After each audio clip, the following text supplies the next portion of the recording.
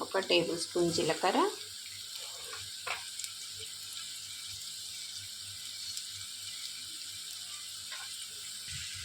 1 table spoon మినపప్పు వేసి కలిపేసుకోవాలి.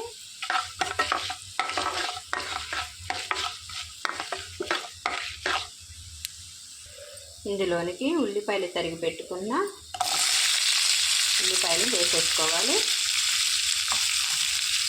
దానికి రంగు వచ్చే వరకు వేయించేసుకోవాలి.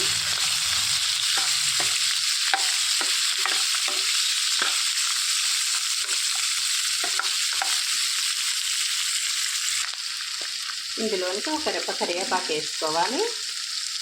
కరివేపాకు వల్ల ఈ టేస్ట్ బాగా వాసన మంచి స్మెల్ వచ్చి టేస్ట్ అనేది బాగా పెరుగుతుంది.